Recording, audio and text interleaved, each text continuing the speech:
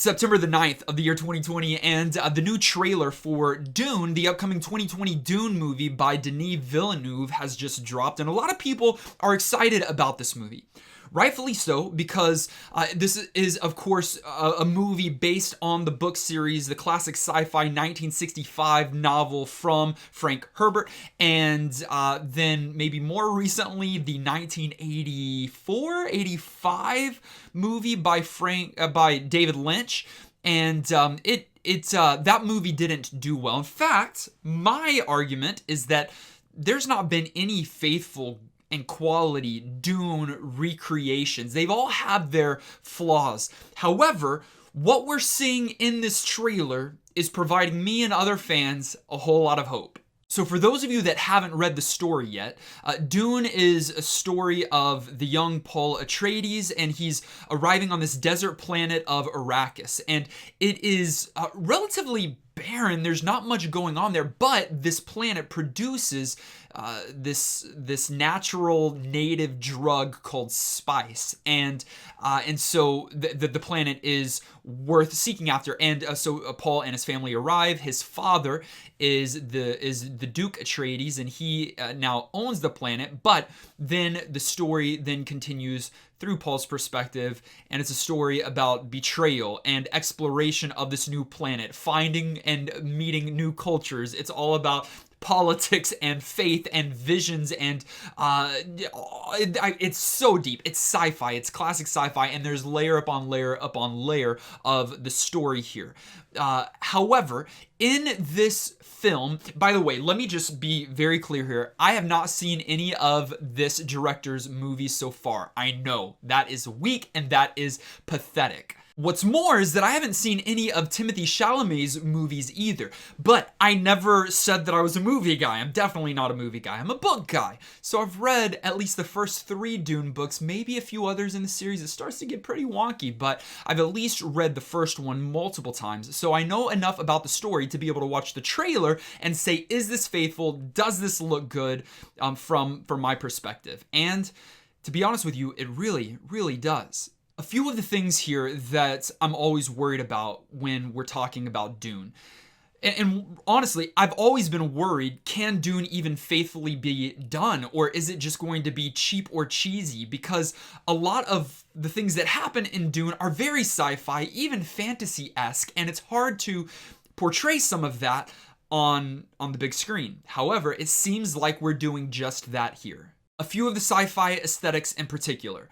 So one, very simply, the glowing eyes. The way that David Lynch did it, it was really weird. It didn't look good. But the glowing eyes that we see here in this trailer are done extraordinarily well and are not detracting from what's going on the screen.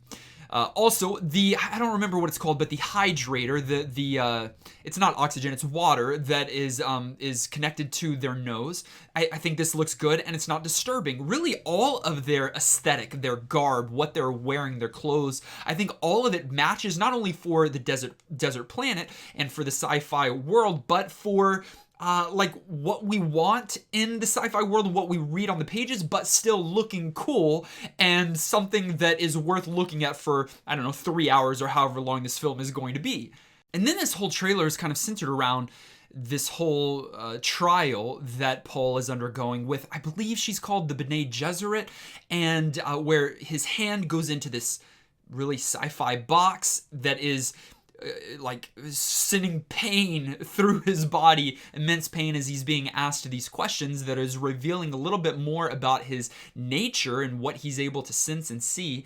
And that could be done very cheesy, but it's done here remarkably well.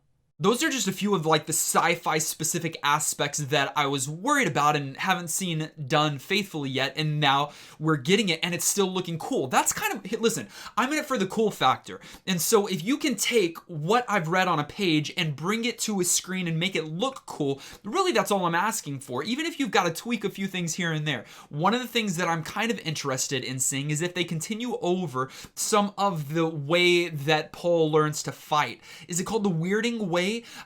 Some of that is, how do you get that on the screen? I'm still worried about that, wondering about that.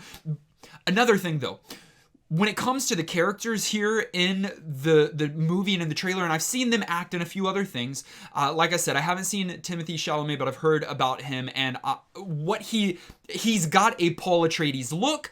His lines aren't delivered exceptionally well. However, Paul has never been the most lovable character of all, and he's not one that you can necessarily connect with. He is a distant kind of character from the very beginning all the way even more until the very end. So that's young Paul Atreides. But then you've got an incredible look at Chani here, who can't really go into much detail without being too spoiler heavy here, but is another key character that Paul comes across here. Lady Jessica herself, the mother, really the first part of the book and the story before we get to Paul, and a lot of the pivotal moments in the narrative do center around his mother, Lady Jessica, and she is looking the part and the role here. And then we've got Jason Momoa and Josh Brolin as well, playing Duncan Idaho and Gurney Halleck, kind of friends of the family, as well as those that are going to like train and work alongside Paul. And they look incredible and really fit the part and fill the screen with so much energy and excitement.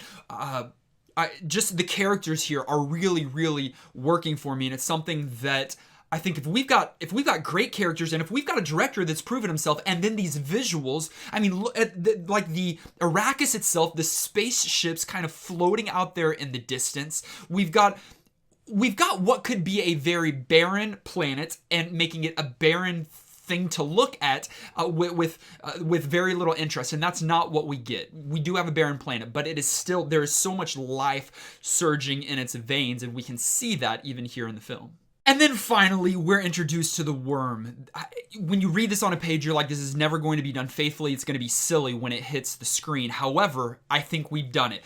I would have loved if we maybe saw that last scene of the I don't know, the carapace, the flesh of the worm coming out of the sand, and that be the last thing we see of the worm. But no, they give us, I think it's a silent shot full on of the gaping maw of the sandworm, and wow, so faithful, so intimidating, so terrifying. And then in the scope of Paul and whoever he's with there, I don't even recall or remember, next to the worm, I think they have made that incredible. Now, are we going to be able to ride on those worms in a non-silly way?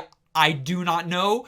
Maybe that's still to be determined. But man, I think everything they've done so far with this trailer, and here's the thing, trailers are meant to lie. Trailers are meant to cause you to believe more and expect more. However, if the movie is faithful to what we're getting here in the trailer to any degree, I think not only are just movie fans going to be excited and pleased with this film, but your book fans are as well. I know, as a faithful fan of Dune and have been for a long time, that this has made me excited, and I'm really looking forward to watching this movie when it finally hits the theaters or homes, whatever this global pandemic allows for. Those are my quick thoughts, my reaction, if you will, on the new Dune trailer. What did you think? Let's talk about it down in the comments below. What I'm most curious to, did you see any kind of like major shifts in the narrative happening here in the trailer? And did you see any Easter eggs? Anything that like maybe I missed or only true fans of the series would have been able to pick out? Drop those in the comments, and I'd love to dialogue with you there. Thank you as always for watching and for clicking like. If you haven't yet, click subscribe, join the Dragon Army, and we'll see you in the next video.